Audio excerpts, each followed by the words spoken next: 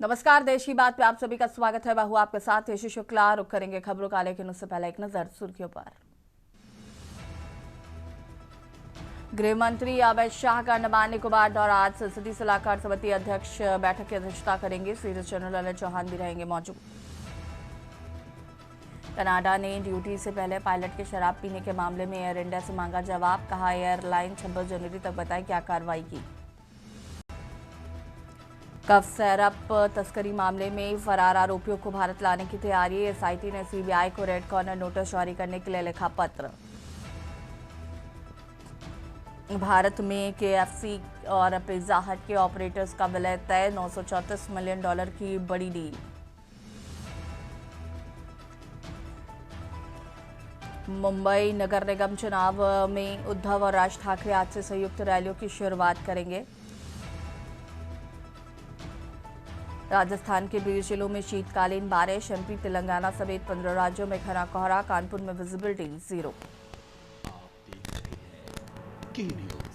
खबरों का सारथी।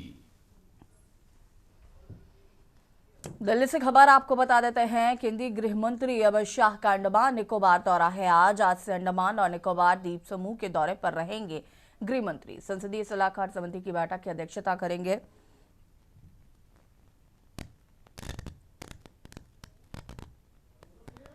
बैठक के दौरान सीडीएस जनरल अनिल चौहान भी अंडमान में रहेंगे। अमित शाह केंद्र सरकार की नीतियों को लेकर करेंगे बैठक। अमित शाह आंतरिक सुरक्षा से जुड़े मुद्दों पर चर्चा करेंगे। प्रशासनिक और रणनीतिक दृष्टि से काफी अहम दौरा बताया जा रहा है ये।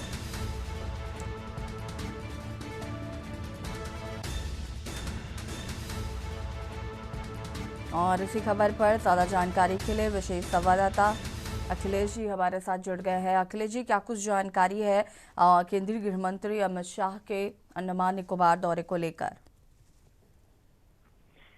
देखिए, इसी केंद्रीय गृह मंत्री अमित शाह आज से अंडमान निकोबार द्वीप समूह के दौरे पर जा रहे हैं। लगातार 3 दिनों तक अंडमान निकोबार द्वीप समूह रहेंगे और वहां पर तमाम तरह की बैठकों का दौर होगा।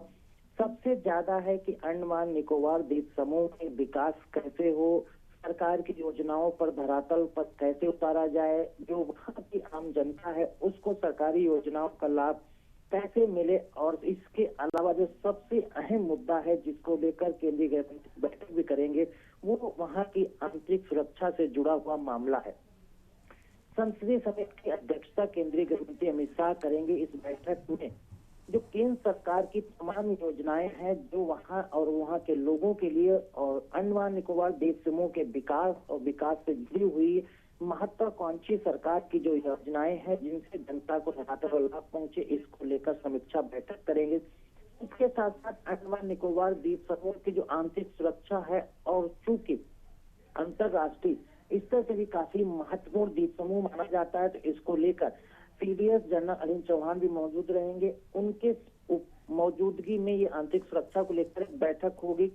इसके अलावा जो केंद्र सरकार की जो नीतियां हैं जिनको अंडमान निकोबार द्वीप समूह में अच्छे तरीके से लागू करके धरातल पर उतारना है, उसको लेकर एक अहम बैठक होगी।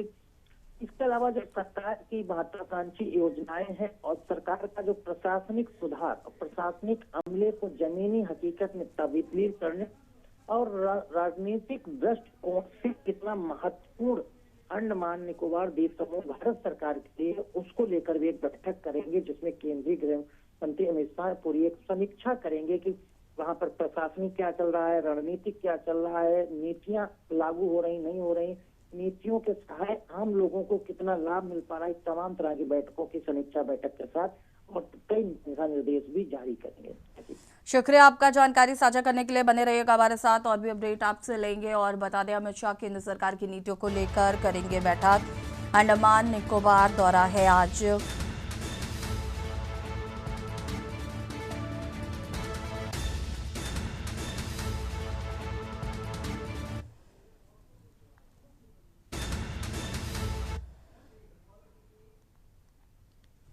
दिल्ली से खबर, जहां पर वाइब्रेंट गुजरात क्षेत्रीय सम्मेलन का आयोजन। आज क्षेत्रीय सम्मेलन के आयोजन को लेकर जुटी सरकार। 11 जनवरी को राजकोट शहर में होगा आयोजित। पीएम मोदी गुजरात क्षेत्रीय सम्मेलन का करेंगे उद्घाटन। कच्छ सौराष्ट्र क्षेत्र पर केंद्रित होगा 2 दिवसीय सम्मेलन।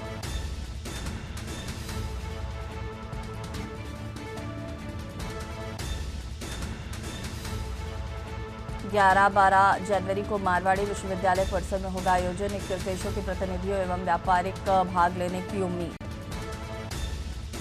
कक्ष सौराष्ट्र क्षेत्र पर केंद्रित होगा 2 दिवसीय सम्मेलन।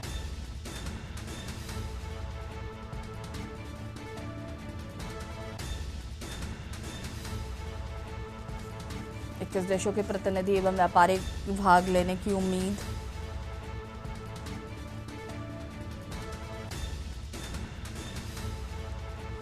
और इसी खबर पर ज्यादा जानकारी के लिए विशेष संवाददाता अखिलेश लगातार हमारे साथ बने हुए हैं। अखिलेश जी, क्या कुछ जानकारी है इस खबर को लेकर?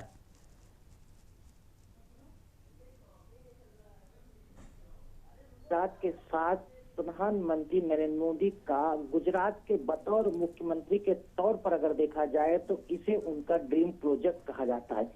नरेंद्र मोदी के ड्रीम प्रोजेक्ट के तौर पर उन्होंने बतौर मुख्यमंत्री रहते गुजरात में इसकी शुरुआत की थी और इसका मकसद सिर्फ नरेंद्र मोदी का था कि गुजरात की जो अंतरराष्ट्रीय स्तर पर है, देश दुनिया के फलक पर एक नई पहचान बने। इसको लेकर वाइब्रेंट गुजरात सम्मेलन की शुरुआत नरेंद्र मोदी के द्वारा की गई थी, जब गुजरात के मुख्यमंत्री हुआ करते थे, और वो सिलसिला लगातार बरकरार है। इस बार फिर 11 और 12 जनवरी को इसकी शुरुआत होगी। इसका उद्घाटन प्रधानमंत्री नरेंद्र मोदी करेंगे।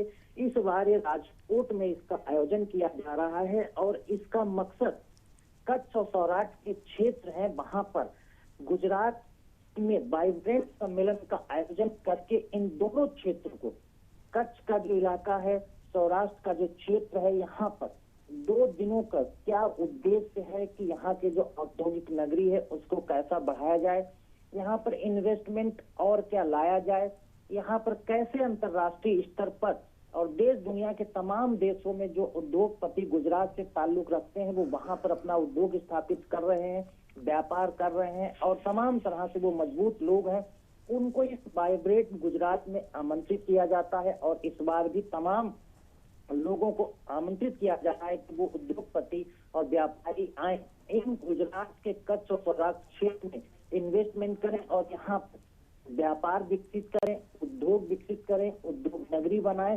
तमाम तरह के जो प्रोजेक्ट हैं उनका यहाँ पर प्रेजेंटेशन दिया जाएगा, लोगों की राय जानी जाएगी और इसके लिए करीब 6000 से अधिक देश दुनिया के व्यापारी और उद्योगपति घराने आ रहे हैं। वो इस 2 दिन के सम्मेलन में शामिल होंगे, अपनी राय भी रखेंगे और वो गुजरात में क्या इन्वेस्टमेंट कच्छ और सौराष्ट्र के क्षेत्र में करेंगे इसका भी ऐलान करेंगे। और ये लगातार है गुजरात के अंदर जो औद्योगिक सांस्कृतिक अवसर प्रधानमंत्री नरेंद्र मोदी ने अपने दौर में और उससे पहले बतौर मुख्यमंत्री के दौर में गुजरात को दिए हैं और माहौल बनाया है। वाइब्रेंट गुजरात की शुरुआत उन्होंने की थी, उसकी परंपरा को वो आज भी गुजरात के विकास के लिए, गुजरात की अंतरराष्ट्रीय फलक पर पहचान देने के लिए, गुजरात की संस्कृति को और बढ़ावा देने के लिए, गुजरात के अंदर उद्योग और स्थापित हो, इसके लिए इन्वेस्टमेंट देश से और विदेश से हो, इसके लिए वाइब्रेंट गुजरात की लगातार नींव रखी थी, उसको आगे बढ़ा रहे हैं। इस बार भी उद्घाटन करके उसकी शुरुआत करेंगे और आम उद्योगपतियों से, देश से विदेश से जो भी प्रतिनिधि आएंगे उनसे वो करेंगे, अपील भी करेंगे कि गुजरात के कच्छ और सौराष्ट्र के क्षेत्र में इस बार उनका उद्देश्य ज्यादा से ज्यादा इन्वेस्टमेंट हो और यहाँ पर उद्योग लगे, आम जनता को यहाँ पर रोजगार मिले और व्यापारी भी अपने रोजगार को बढ़ाते। इस थीम को लेकर वाइब्रेंट गुजरात का आयोजन 11 और 12 जनवरी को होगा, जिसकी शुरुआत प्रधानमंत्री नरेंद्र मोदी करेंगे। शुक्रिया आपका जानकारी साझा करने के लिए। और बता दें आपको, वाइब्रेंट गुजरात क्षेत्रीय सम्मेलन का आयोजन है, प्रधानमंत्री का ये ड्रीम प्रोजेक्ट है और प्रधानमंत्री पहुंचेंगे कच्छ सौराष्ट्र क्षेत्र को और विकसित करने के लिए 11-12 जनवरी को मारवाड़ी विश्वविद्यालय परिसर में ये कार्यक्रम आयोजित किया जाना है।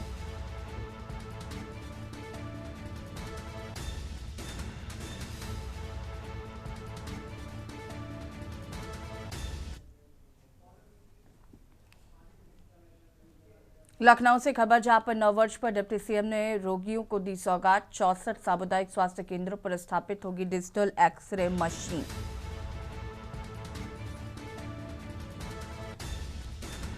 डिजिटल एक्सरे मशीनों की स्थापना के लिए प्रशासनिक वित्तीय स्वीकृति दी। डिजिटल एक्सरे मशीनों की स्थापना से आधुनिक होंगी चिकित्सीय सुविधाएं। अलीगढ़ के 3, आजमगढ़ के 4 पर लगेंगी डिजिटल एक्सरे मशीन। इटावा के 4, कन्नौज के 2 CSC पर लगेगी डिजिटल एक्सरे मशीन।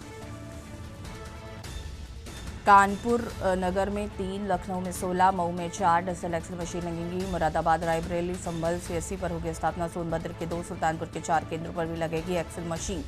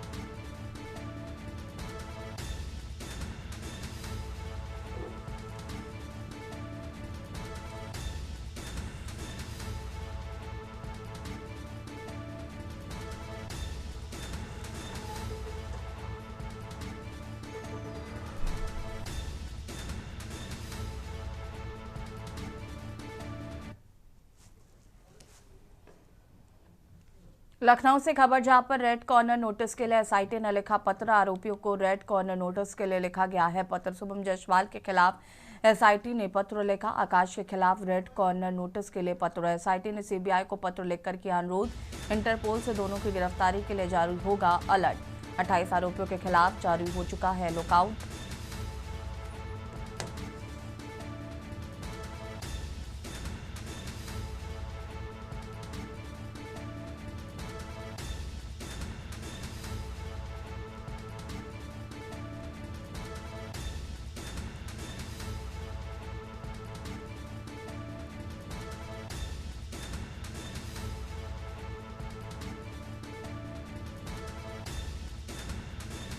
इंटरपोल से दोनों की गिरफ्तारी के लिए जारी होगा अलर्ट।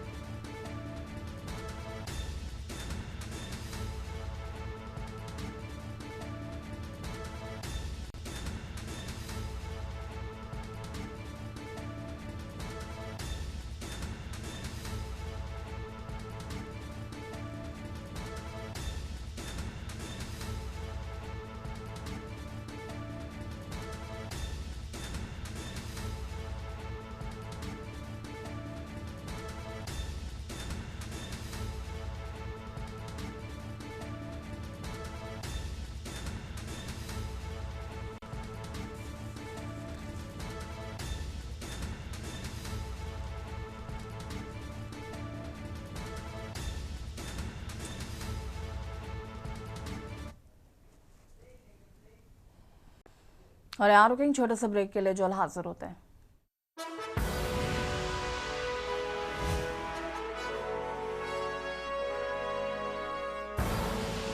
आप देख रहे हैं के न्यूज, खबरों का सार। ब्रेक के बाद एक बार फिर से आप सभी का स्वागत है और लखनऊ से खबर आपको बता देते हैं, जहां पर यूपी संस्कृत शिक्षा परिषद की बोर्ड परीक्षाएं कार्यक्रम 19 फरवरी से 28 फरवरी तक बोर्ड परीक्षाएं चलेंगी। प्रदेश भर में 56,000 से अधिक छात्र होंगे शामिल। कुल 1102 संस्कृत विद्यालयों के छात्र देंगे परीक्षा। 10वीं में 21,906 छात्र, 11वीं के 19,751 छात्र पंजीकृत, 12वीं में 14,145 छात्र, डिप्लोमा के 556 छात्र परीक्षा देंगे। उत्तर प्रदेश में करीब 250 परीक्षा केंद्र बनाए जाएंगे। पहली पाली सुबह 8:30 से 11:45 तक, दूसरी पाली दोपहर 2 बजे से 5:15 बजे तक होगी। 19 फरवरी को अनिवार्य संस्कृत का होगा पेपर। सभी केंद्रों पर CCTV वेबकास्टिंग की होगी व्यवस्था। उत्तर प्रदेश में करीब 250 परीक्षा केंद्र बनाए जाएंगे।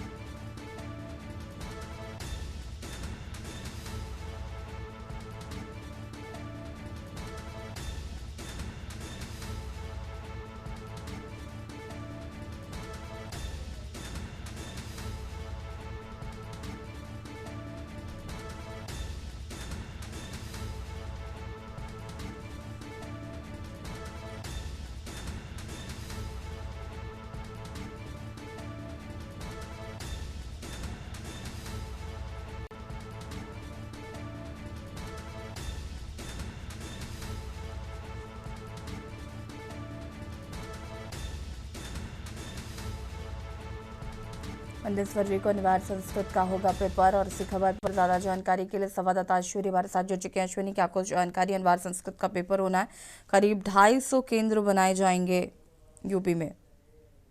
बिल्कुल, अगर बात करें संसद शिक्षा परिषद की, तो उसने अपनी परीक्षाओं, जो बोर्ड की परीक्षाएं की होती है, उसकी घोषणा कर दी। 19 फरवरी से लेकर के 28 फरवरी के बीच ये परीक्षाएं करनी। निश्चित तौर पर पिछले अगर 5 सालों में देखें तो उत्तर प्रदेश में संस्कृत शिक्षा को लेकर के तमाम प्रयास किए गए हैं। खुद मुख्यमंत्री इसको लेकर के काफी सजग दिखाई देते हैं और साथ वो चाहते हैं कि संस्कृत जो शिक्षक हैं वो उच्च क्वालिटी के हो, जिससे शिक्षा ग्रहण करने वाले छात्र हैं उनका भविष्य उज्जवल हो सके। निश्चित तौर पर अगर बात करें तो प्रदेश में 56,000 से अधिक छात्र जो है इस परीक्षा में शामिल होंगे।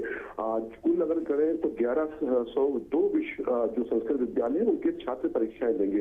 अगर 10वीं कक्षा के जो है वो 21,906 छात्र परीक्षा देंगे। साथ ही साथ 11वीं के 19,551 जो छात्र हैं वो पंजीकृत हैं। इसके अलावा बात करें तो 12वीं जो परीक्षा है वो 14,145 छात्र, डिप्लोमा के 556 छात्र परीक्षा देंगे। निश्चित तौर पर उत्तर प्रदेश के करीब 250 परीक्षा केंद्र बनाएंगे जहां पर ये परीक्षार्थी परीक्षा देंगे। इसको लेकर के काफी सख्ती बरती जा रही है कि किसी तरह की कोई घापेबाजी ना हो पाए। इसको लेकर के तमाम जो केंद्र बनाए गए परीक्षा के, वहां पर जो है CCTV भी लगाए गए हैं, उनकी मॉनिटरिंग की जाएगी, मॉनिटरिंग सेंटर बनेगा। इसके अलावा वेबकास्टिंग भी होगी। जी, शुक्रिया आपका जानकारी साझा करने के लिए। और बता दें, प्रदेश भर में 56,000 से अधिक छात्र होंगे शामिल। कुल 1,102 संस्कृत विद्यालयों के छात्र देंगे परीक्षा।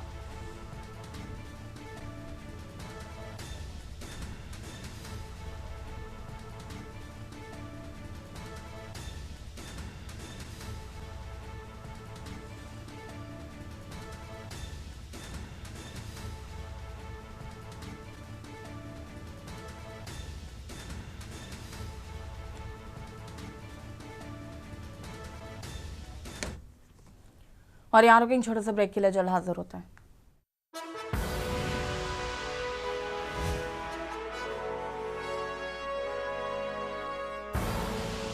आप देख रहे हैं के न्यूज, खबरों का सारथी। ब्रेक के बाद एक बार फिर से आप सभी का स्वागत है। लखनऊ से खबर आपको बता देते हैं, जहां पर ओवरलोड वाहनों से वसूली के मामले में कार्रवाई यूपी एसटीएफ ने 1.5 महीने पहले किया था खुलासा। ARTO Rajiv Kumar Bansal Raebareli, ARTO Ambuj suspend, Fatehpur के एआरटीओ पुष्पांजलि मिश्रा सस्पेंड, झांसी के उप परिवहन आयुक्त केडी सिंह गौर को जांच के आदेश। नवंबर में एसटीएफ ने ओवरलोड सिंडिकेट का खुलासा किया था। एसटीएफ की तरफ से तीनों जिलों में दर्ज कराई गई थी एफआईआर। लखनऊ, रायबरेली, फतेहपुर के एआरटीओ सस्पेंड कर दिए गए हैं।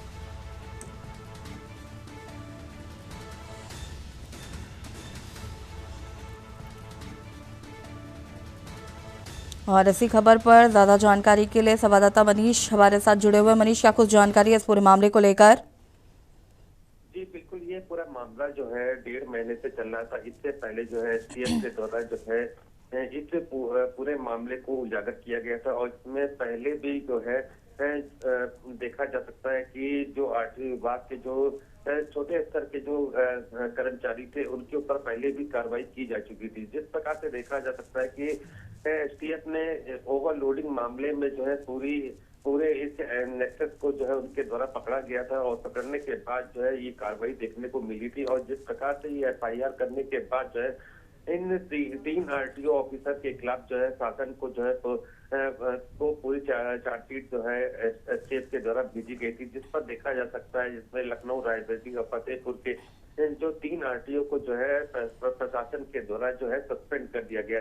इनकी पूरी तरीके से संहिता पाई गई थी। और जिस प्रकार से जब एसटीएफ इनकी जांच कर रही थी, इन्होंने अपने फोन को बंद कर लिया था। उसके बाद ये किसी प्रकार का कोई भी जवाब नहीं दे रहे थे, जिसको लेकर के ये तीनों आरटीओ ऑफिसर जो है कोर्ट का भी दरवाजे इनके द्वारा खटखटाया गया था, लेकिन उसके वहां पर भी इनकी कोई सुनवाई नहीं हुई थी। और इसके बाद जो है एसटीएफ ने पूरे इस जिस प्रकार से जो है मोरंग गिट्टी और बालू की ओवरलोडिंग में जो इनकी उगाही चल रही थी, उस पर पूरी जांच करने के बाद जो है शासन को पूरी रिपोर्ट दी गई थी। उसी के तहत जो है ये कार्रवाई देखने को मिली है। जी शुक्रिया आपका जानकारी साझा करने के लिए। लखनऊ से खबर, जहां पर रायबरेली फतेहपुर के आरटीओ को सस्पेंड कर दिया गया है। लखनऊ से खबर आपको बता रहे हैं, जहां पर ओवरलोड वाहनों से वसूली के मामले में हुई कार्रवाई। और लखनऊ से खबर, जहां पर मुख्यमंत्री योगी आदित्यनाथ आज करेंगे समीक्षा बैठक। सुबह 11 बजे वित्त विभाग की समीक्षा बैठक करेंगे। शाम 5:30 बजे पंचायती राज विभाग समीक्षा बैठक करेंगे। शाम 6 बजे राजस्व विभाग के साथ करेंगे समीक्षा बैठक और 6 इंटीग्रेटेड कोर्ट कॉम्प्लेक्स के संबंध में करेंगे बैठक। सीएम के आवास पर होगी समीक्षा बैठक। शाम 6 बजे राजस्व विभाग के साथ करेंगे समीक्षा बैठक।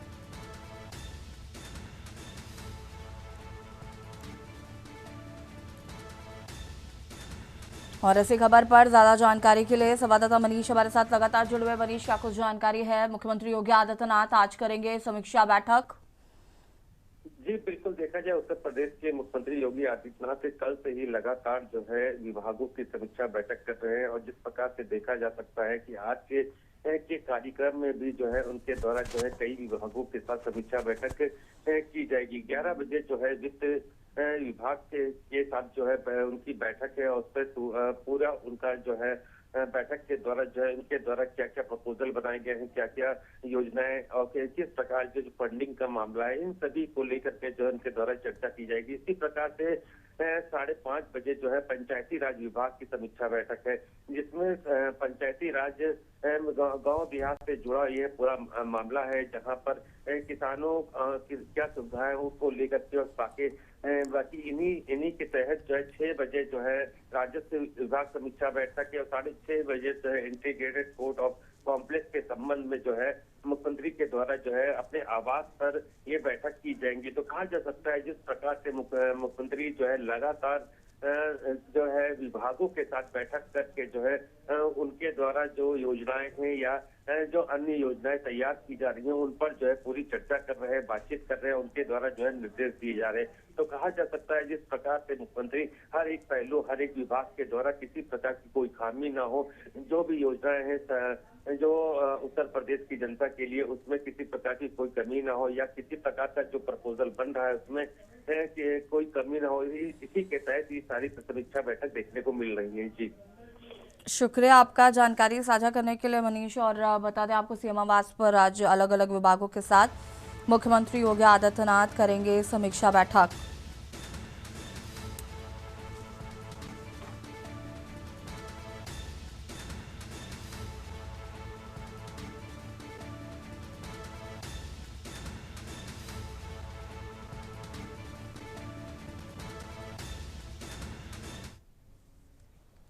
फिरोजाबाद में घने कोहरे का कहर जारी। ठंड को देखते हुए सभी स्कूलों को बंद कर दिया गया है। कक्षा 1 से लेकर 8 के सभी स्कूल बंद।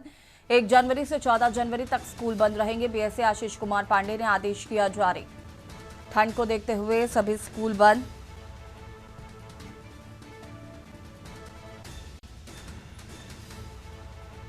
बीएसए आशीष कुमार ने जारी किए निर्देश। 1 जनवरी से 14 जनवरी तक स्कूल रहेंगे बंद।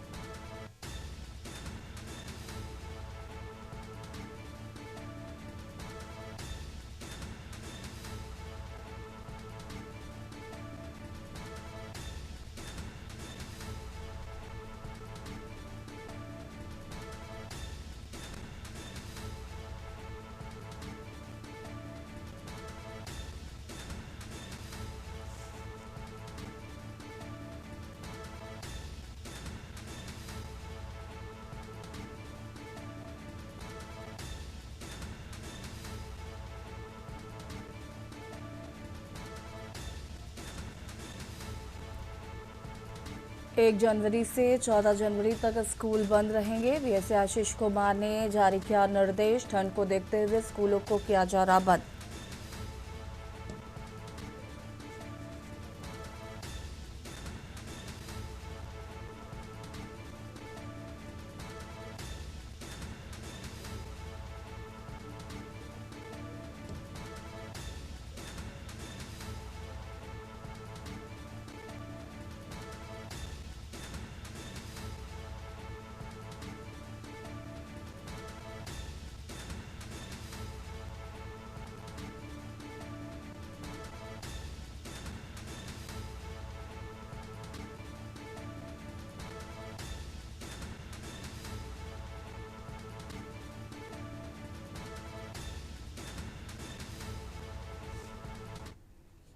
खबर फर्रुखाबाद से है, जहां पर मेजर एसडी सिंह विश्वविद्यालय भोजपुर के कृष्ण वाटिका परिसर में विश्वविद्यालय के संरक्षक और प्रमुख शिक्षाविद डॉक्टर बाबू सिंह यादव की धर्मपत्नी एवं कुलाधिपति डॉक्टर नार सिंह यादव की पूज्य माता स्वर्गीय कृष्णा देवी जी की 80वीं जयंती अत्यंत श्रद्धा और उल्लास के साथ मनाई गई। कार्यक्रम का भव्य शुभारंभ प्रातःकाल वादक मंत्रोच्चार के बीच हवन यज्ञ के साथ हुआ।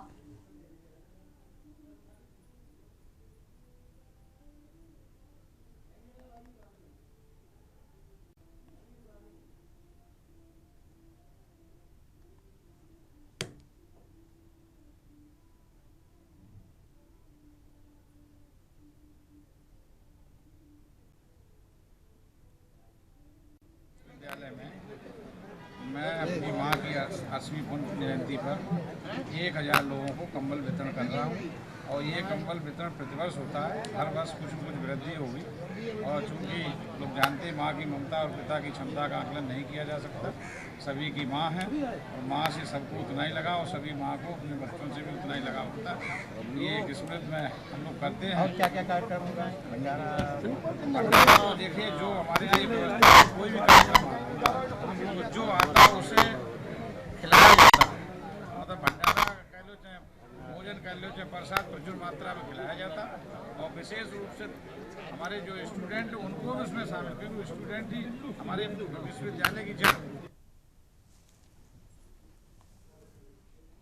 आगरा से खबर, जहां पर बस और ट्रक में हुई भीषण टक्कर, ओवरटेक के प्रयास से बस में हुआ हादसा। हादसे में बस चालक गंभीर रूप से घायल। मौके पर पहुंची पुलिस ने जाम को खुलवाया।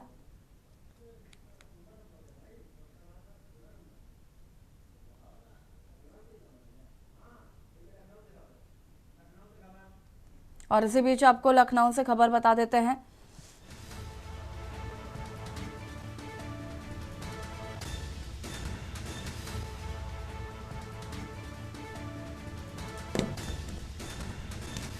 प्रेरणा स्थल पहली बार आमजन के लिए खोला गया और लखनऊ से खबर आपको बता रहे हैं।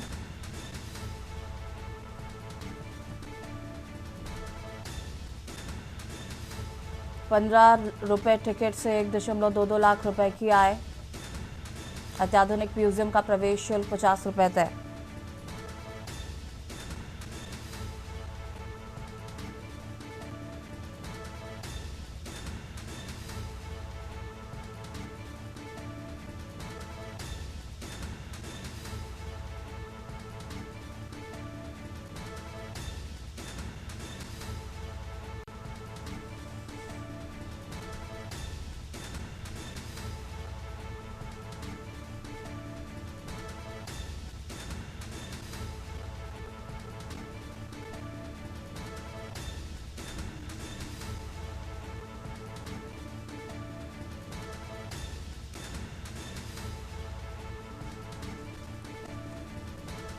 काशीराम ग्रीन इको गार्डन में पहुंचे 6400 सैलानी।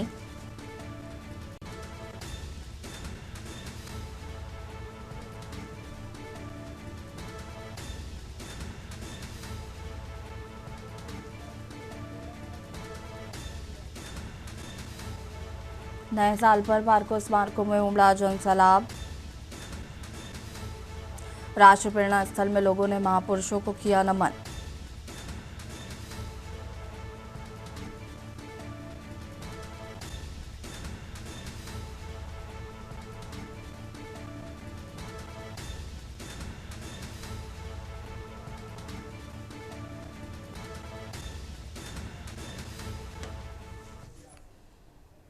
आगरा से खबर, जहां पर बस और ट्रक की हुई भीषण टक्कर, ओवरटेक के प्रयास में बस में हुआ हादसा। हादसे में बस चालक गंभीर रूप से घायल बताया जा रहा है। मौके पर पहुंची पुलिस ने जाम को खुलवाया। आगरा से खबर, ओवरटेक के प्रयास में बस में हुआ हादसा।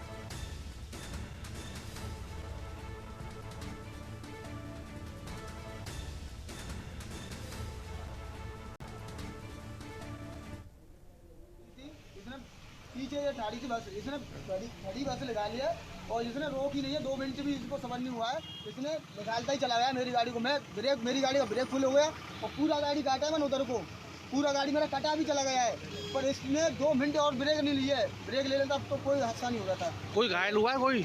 बस कुछ नहीं, कोई नहीं हुआ है सर, ड्राइवर ही हुआ है बस। और आप लोग बस हाथ वगैरह में। कहाँ से कहाँ जा रहे थे? मैं अलीगढ़ से मैदा भर के लेके आ रहा सर आइटम। कहाँ जा रहे थे आप? मैं बम्बई आ रहा था, आगरा। लखनऊ से खबर, जहां पर 21 IAS अफसरों के हुए तबादले। नेहा शर्मा बनी महानिरीक्षक निबंधन उत्तर प्रदेश, मोनिका रानी बनी महानिदेशक स्कूल शिक्षा, दिव्य प्रकाश गिरी बने हैं सचिव लोक निर्माण विभाग और कुमार प्रशांत बने सचिव गृह विभाग उत्तर प्रदेश।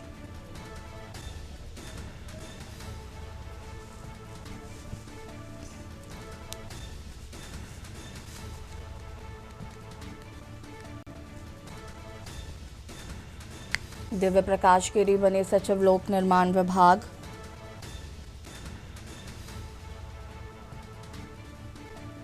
नेहा शर्मा बनी महानिरीक्षक प्रबंधन उत्तर प्रदेश,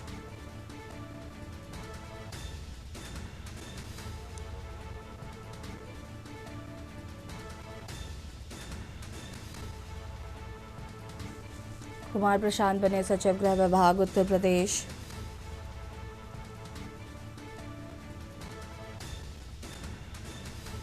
इक्कीस IAS अफसरों के हुए तबादले।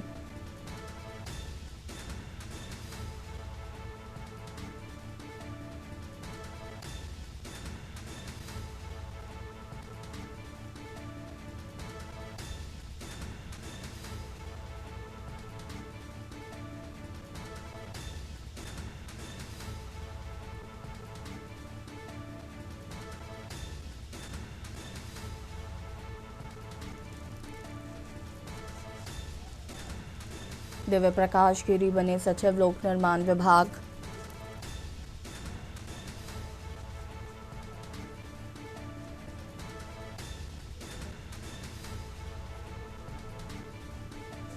इक्कीस IAS अफसरों के हुए तबादले।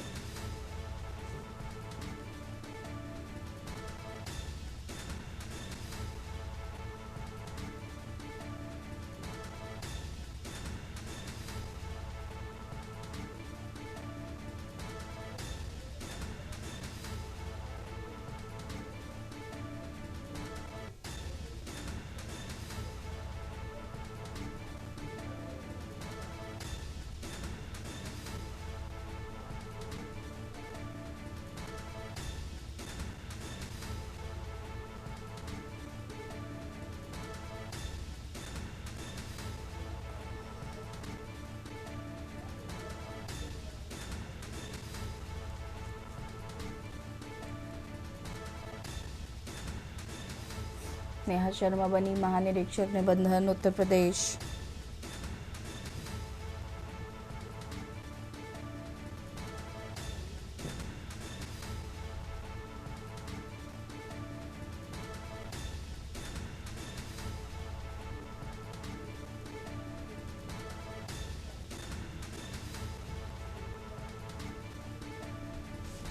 मोनिका रानी बनी महानिदेशक स्कूल शिक्षा और दिव्य प्रकाश गिरी बने सचिव लोक निर्माण विभाग।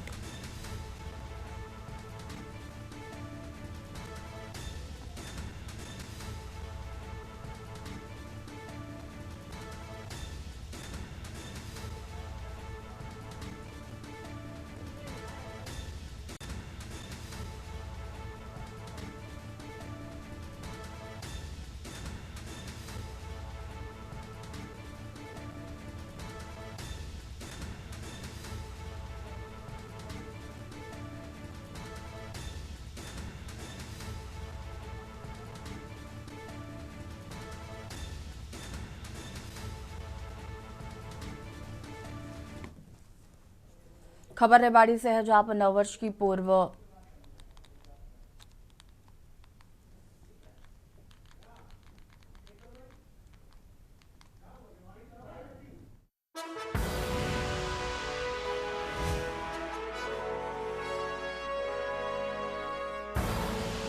आप देख रहे हैं के न्यूज, खबरों का सारथी। ब्रेक के बाद फिर से आप सभी का स्वागत है। खबर रेवाड़ी से है, जहां पर नववर्ष की पूर्व संध्या पर शहर के रेलवे जंक्शन पर रिंग से आने वाले शकूर बस्ती फुलेरा ट्रेन में सीट नहीं मिलने पर शाम जाने वाले यात्रियों ने मुकदमा किया है। यात्रियों ने प्लेटफॉर्म नंबर 4 पर खड़ी ट्रेन की खिड़कियां व शीशे तोड़ दिए। सूचना के बाद आरपी भी मौके पर पहुंची, लेकिन भारी संख्या में मौजूद यात्री हुड़दंग करते रहे। पुलिस ने 1 दर्जन से अधिक अज्ञात लोगों के विरुद्ध मुकदमा दर्ज कर कार्रवाई शुरू कर दी है।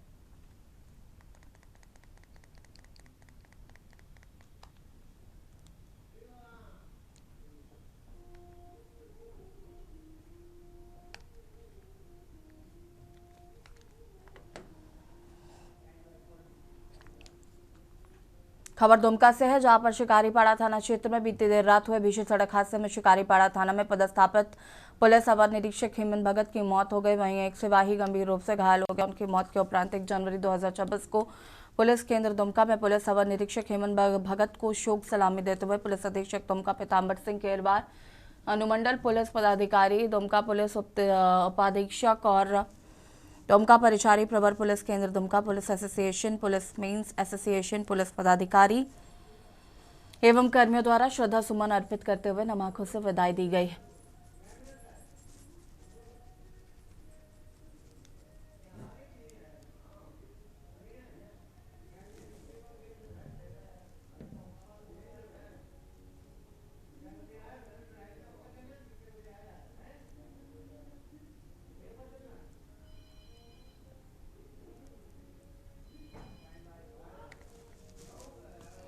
खबर बलरामपुर से है, जहां पर जिले के सुदूर और दुर्गम अंचल पुंगनाग में 37वें राष्ट्रीय सड़क सुरक्षा माह का भव्य शुभारंभ किया गया है। सरगुजा सांसद चिंतामणि महाराज की गरिमामय उपस्थिति में आयोजित इस कार्यक्रम का आयोजन किया गया। यातायात नियमों के प्रति जागरूक कर सड़क दुर्घटनाओं में कमी लाना है। ये जागरूकता अभियान 1 से 31 जनवरी तक 2026 तक पूरे जिले में चलाया जाएगा। कार्यक्रम के दौरान ग्रामीणों की सुरक्षा को प्राथमिकता देते हुए उन्हें निःशुल्क हेलमेट वितरित किए गए हैं। सांसद चिंतामणि महाराज और जिला कलेक्टर ने उपस्थित जनसमूहों को संबोधित करते हुए सुरक्षित सफर के लिए हेलमेट लगाने, सीट बेल्ट का उपयोग करने और शराब पीकर वाहन न चलाने की भावुक अपील की है।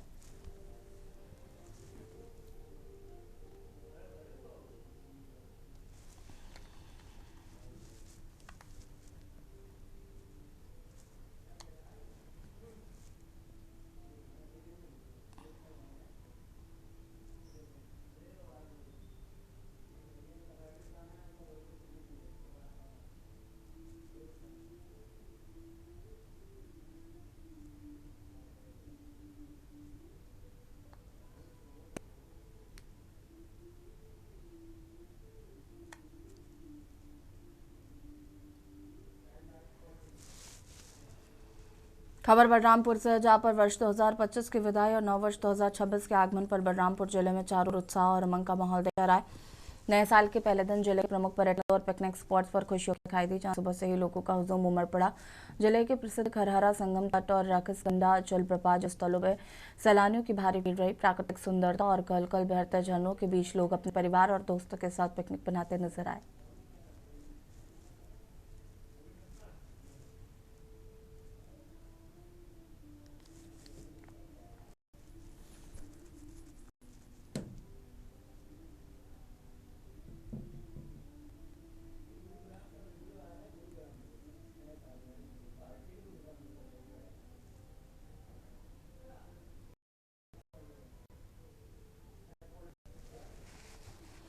खबर महासमुंद से, जहां पर छत्तीसगढ़ की ऐतिहासिक एवं पुरातात्विक नगरी सिरपुर के वैभव को वैश्विक पटल पर लाने के लिए केंद्रीय संस्कृति एवं पर्यटन मंत्री गजेंद्र सिंह शेखावत ने महत्वपूर्ण दौरा किया। हेलीपैड पर जनप्रतिनिधियों और अधिकारियों ने उनका भव्य स्वागत किया।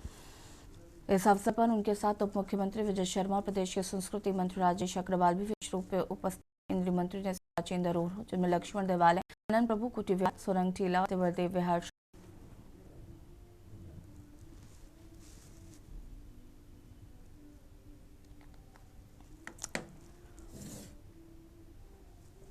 क्षेत्र की राजधानी हुआ करता था। इस सिरपुर में आकर के यहाँ की पुरा संपदा को देखना, 1000 साल तक की यहाँ की विकास की यात्रा को समझना और इस गौरवशाली अतीत को अनुभव करना निश्चित रूप से एक स्पंदन जो है वो शरीर में, मन में पैदा होता है।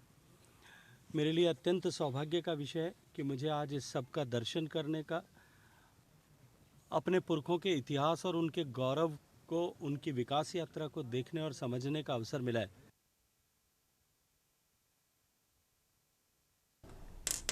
और इसी बीच आपको रायबरेली से खबर बता देते हैं। रायबरेली से खबर, वाहनों से वसूली मामले में शासन की बड़ी कार्रवाई। रायबरेली से खबर, रायबरेली और फतेहपुर ARTO प्रवर्तन किए गए हैं सस्पेंड।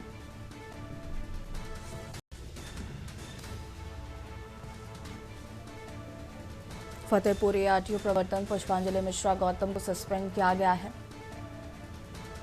शासन स्तर से कार्रवाई से मचा हड़कंप।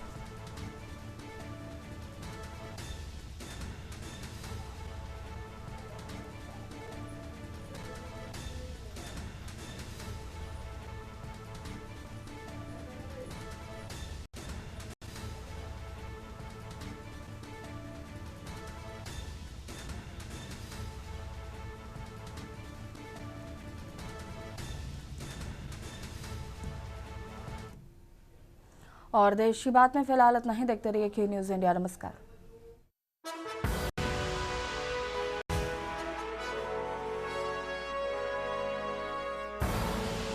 आप देख रहे हैं K न्यूज़, खबरों का सारथी।